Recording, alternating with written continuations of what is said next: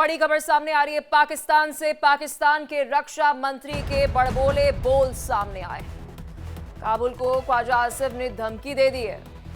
इस्लामाबाद को निशाना बनाने की कोशिश तो करो, इस्लामाबाद की तरफ देखो तो आंखें निकाल लेंगे। ये पाकिस्तान के रक्षा मंत्री अफगानिस्तान को लेकर कह रहे हैं। फिर उसके बाद भारत का पिट्ठू है काबुल, ये भी ख्वाजा आसिफ ने कह दिया। हम चाहते हैं कि अफगानिस्तान पिट्ठू ना बने, एक सम्मानजनक पड़ोसी बने अफगान, वरना हम पलटकर दुगनी तेजी से जवाब देंगे। ये बयान जो है वो सामने आया है ख्वाजा आसिफ का, क्योंकि ख्वाजा आसिफ रक्षा मामलों में कम एक्टिव रहते हैं, लेकिन बयान देना, इंटरव्यू देना बराबर युद्ध के दौरान भी करते हैं। और एक बार फिर से, क्योंकि जिस काम में वो माहिर है, बड़ी बड़ी फेंकने में, वो एक बार फिर से फेंकते हुए नजर आए।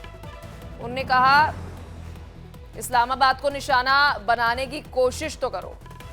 ये अफगानिस्तान को कह रहे हैं, इस्लामाबाद की तरफ देखोगे तो आंखें निकाल लेंगे।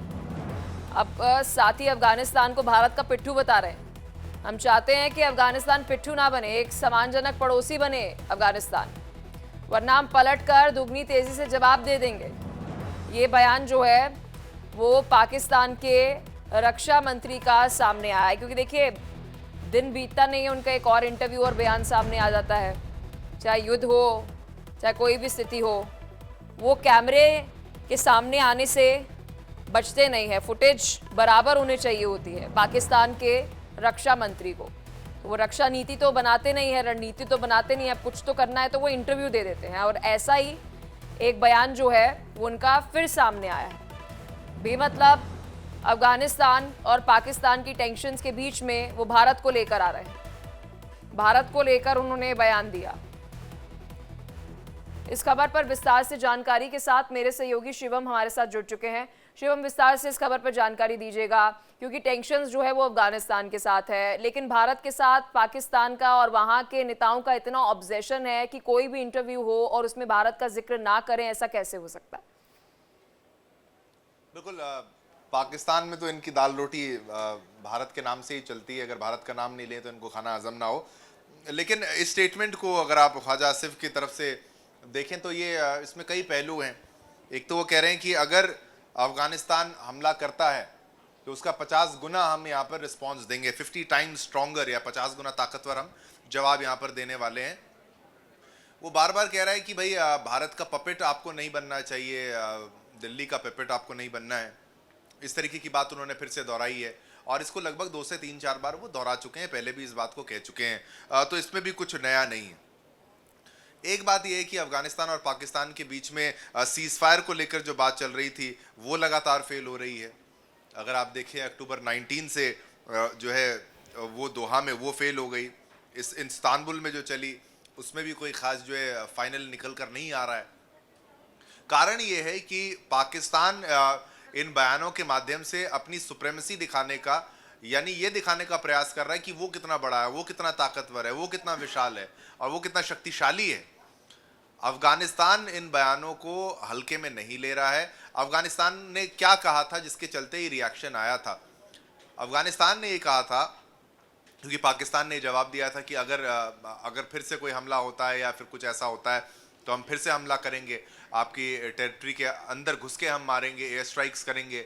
अमेरिकी ड्रोन्स की बात भी उनकी तरफ से कही गई थी। तो अफगानिस्तान की तरफ से ये कहा गया था कि अब अगर हमला होता है तो हम इसको हल्के में नहीं लेंगे और हमारा जो जवाब होगा वो इस्लामाबाद तक जाएगा।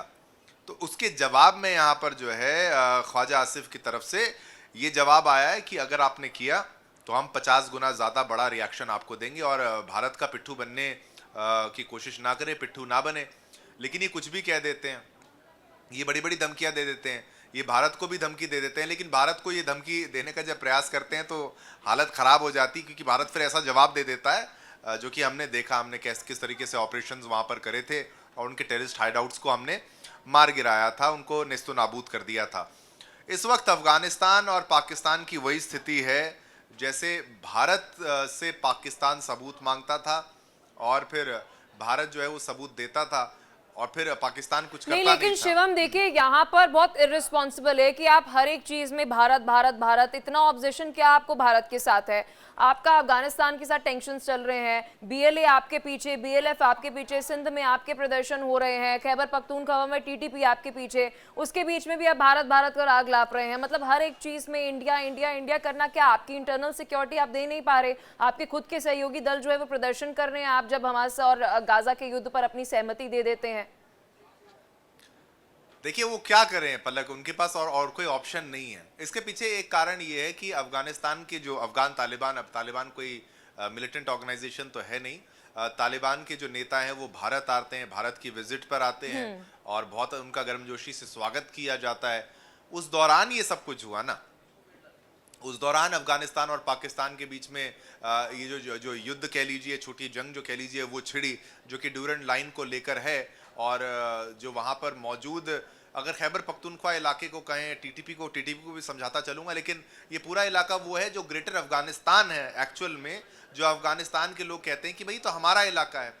अब भारत और अफगानिस्तान का पहले बॉर्डर था ना, पाकिस्तान तो बीच में कब पनप गया, ये अंग्रेज़ों की देन है। जो एक देश है, जो मुल्क है, जो होना नहीं चाहिए, तो उसका जो मसला है अफगानिस्तान और भारत का मसला था, जहां पर ग्रेटर अफगानिस्तान वो जो कह रहे हैं वो क्षेत्र है जहां पर उनके लोग वहां पर निवास करते हैं, तो उसको लेकर। लेकिन भारत के साथ जो दिक्कत वो ये है कि भाई भारत के रिश्ते अफगानिस्तान से अच्छे हैं, भारत काफ़ी इन्वेस्टमेंट वहां पर करता है, वहां पर सड़कें हमारी बॉर्डर रोड्स ऑर्गेनाइजेशन जो है बीआरओ वो बनाती है, वहाँ के जो कई डैम्स हैं वो हमने बनाए हैं, डैम, बड़े बड़े डैम। आप वहाँ पर पार्लियामेंट कह लीजिए, बड़ी बड़ी लाइब्रेरीज कह लीजिए, वहाँ पर ह्यूमैनिटेरियन एड की बात कर लीजिए, या फिर हर तरीके से भारत जो है कोई मिलिट्री बिल्कुल। और इंटरवेंशन शिवम ना देखिए, करके अभी मदद करंट करता है। सिचुएशन अगर पाकिस्तान की हम बात करें तो पाकिस्तान की जो इंटरनल सिचुएशन है वो इस तरीके की है कि आज नहीं तो कल 4 टुकड़े जो हैं वो पाकिस्तान के हो जाएंगे।